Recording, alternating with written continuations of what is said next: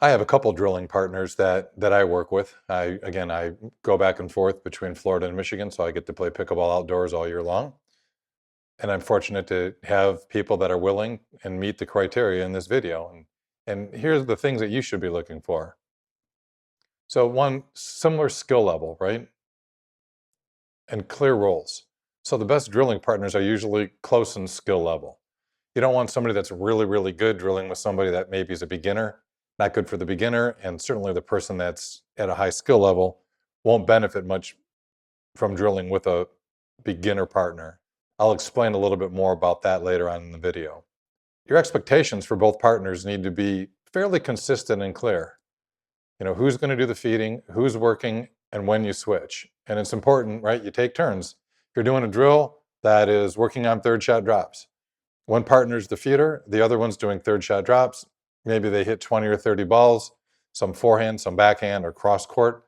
Then the roles change. The other person becomes the feeder at the kitchen, and then the other partner does the third shot drop. So you've got to be in agreement and alignment on what parts of your shots you're going to work on and be willing to change roles.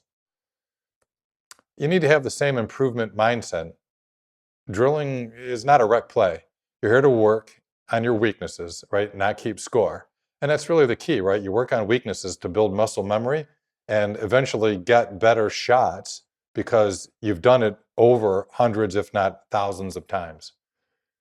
If someone turns drills into games, improvement slows down, right? So focus on drilling, not games. Be reliable and consistent. Improvement comes with reps over time. Like any other sport, pickleball is no different. You want to get better at something, you've got to practice. You need a good partner that shows up on time and doesn't cancel. Consistency beats talent every time. Again, my pickleball drilling partner that I use in Michigan, she's great. She's always willing to do drills whenever I ask. She's probably a level below me, but you know better to have somebody than not doing drills at all. So again, you need to communicate good with your partner, right? This is tip 4. You should be able to talk through drills.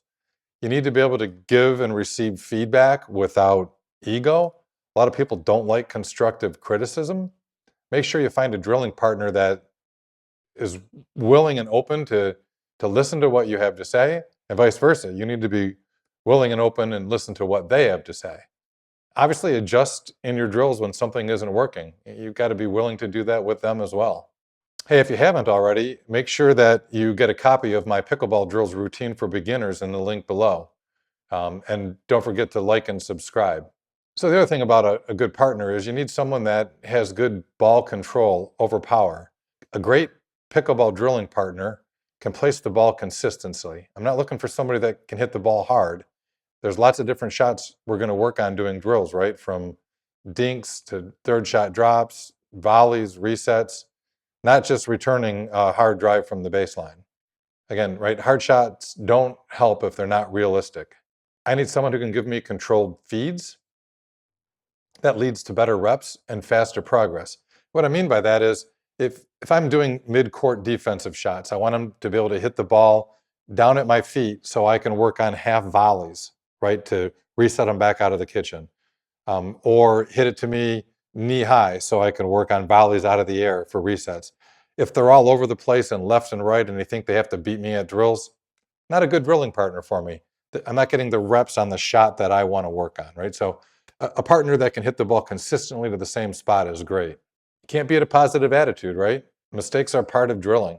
And I want somebody out there that reinforces the positive, not the negative. So no frustrations, no blame. Just focus on encouragement and moving on to the next ball, the next shot, and the next drill. Shared goals are important too, right? You want to both be working on the same thing. Do you need to work on your drops? Do you need to work on your dinks? Do you need to work on resets, serves, lobs, handling lobs? Your goals should be similar and you both should be willing to work on the same shots. There's a podcast that I follow, and kudos to 4.0 to Pro. They have a philosophy about playing pickleball. And again, I've adopted that philosophy. So I'm looking for a drilling partner that wants to work along that same philosophical game. Again, we talk about some players are bangers. That's not the philosophy that I want. Some players are lobbers. Also not the philosophy I want. If I have somebody that all they do is hit the ball hard every shot and lobs when they can't hit the ball hard, that's not the game that I want to work on. Those are aspects of the game that I want to have, but I want to work on the soft control game as well. That's my philosophy, and I'm looking for a drilling partner that's willing to work on those kind of shots. You need to have similar philosophies, and so make sure you look for that person as well. When goals match, sessions stay productive and efficient. So here's the wrap up. Pick the right drilling partner, stay consistent, keep communications open, and your pickleball game will improve faster than you expect. Hey, if you found this helpful, like and subscribe. I've picked this video for you and YouTube has picked the other one. See you on the courts.